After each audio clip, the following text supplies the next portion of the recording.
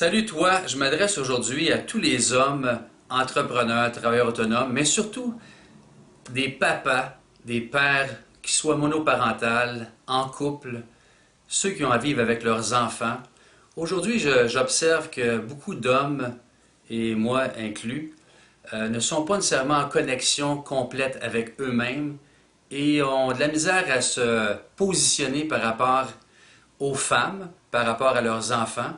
Parce que les femmes, en général, je dois admettre que les femmes cheminent facilement, beaucoup plus que les hommes, sont plus près de leurs émotions, sont plus connectés avec leur sensibilité, alors que les hommes, en général, c'est encore tabou, c'est encore égal à féminité, à être gay, à être vulnérable, transparent. Et pourtant, quand on commence à apprivoiser cette zone-là, c'est une richesse, une grande force qu'on s'empêche de vivre. Et je me vois très bien là-dedans combien d'années j'ai résisté à cette sensibilité-là qui aujourd'hui me permet de m'exprimer en ce moment face à toi qui m'écoutes. C'est une richesse qui me permet de connecter avec mes émotions, à être capable de les exprimer et de pouvoir mieux comprendre justement les femmes et mes enfants. Mes enfants, je suis très proche d'eux autres parce que je suis capable d'avoir une relation, une communication fluide, de dire les vraies choses. Ça ne veut pas dire que ça va toujours de tout repos, mais on dit les vraies affaires, on partage. Il y a une proximité. Alors aujourd'hui, ce que je voulais te partager, c'est comment laisser un grand héritage à tes enfants ou à ta conjointe, ta partenaire de vie. Le plus gros héritage que tu pourrais laisser, c'est d'offrir une personne, un homme, une personne heureuse, épanouie, qui entreprend son projet de rêve, qui est en contact avec lui-même et qui fait une différence dans la vie des autres. Comment arriver à ça? C'est pas si complexe que ça. C'est d'abord de se poser les bonnes questions. Est-ce que j'ai vraiment le goût de faire une différence dans la vie des autres? Est-ce que j'ai le goût de connecter d'abord avec moi-même pour mieux connecter avec les autres, mieux connecter avec ma conjointe ou ma future partenaire, avec mes enfants?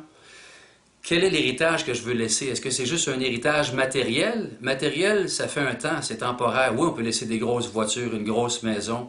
Est-ce que c'est vraiment l'héritage qu'on veut laisser à nos enfants ou laisser vraiment une trace, ouvert un chemin, de l'espoir ou la passion d'être en contact avec notre projet, un être qui est en contact avec ses émotions, un être qui est en contact avec sa couleur unique, avec ses dons, ses talents, ses passions, les défis qu'il a relevés. Mais tout ça, ça ne se fait pas en criant ciseaux. Le mental nous fait croire, ou les peurs, qu'on n'y arrivera pas, c'est presque impossible, puis on observe, puis on se sent comme déstabilisé par rapport à ce qui se passe actuellement. Les relations hommes-femmes, je ne sais pas si vous observez comme moi, c'est pas nécessairement comme toujours facile et jojo. Il y a de l'ajustement à faire. Les femmes aujourd'hui, moi ce que j'observe, ma perception, que les femmes, gros chapeau, je les admets parce que les femmes entreprennent des carrières, ils sont de plus en plus autonomes, alors qu'avant la femme était soumise à la maison. Aujourd'hui, les femmes s'épanouissent dans leur cadre de travail. Ils ont une bonne relation avec les enfants. Oui, ils courent beaucoup, ça c'est un autre aspect, mais je peux dire qu'ils s'épanouissent grandement. L'homme s'épanouit aussi, mais est un peu déstabilisé parce que il n'est pas nécessairement en contact avec toute la dimension émotionnelle, sensibilité, et c'est là que le bas baisse, c'est là qu'il arrive une espèce de panne et que l'homme est déstabilisé, il ne sait pas trop quoi faire avec ça, puis il regarde, puis il dit « ouais, j'aimerais ça », mais en même temps, c'est confrontant. Mais j'ai goût de vous dire que c'est important d'apprivoiser cette zone-là, peut-être plus vulnérable, plus difficile.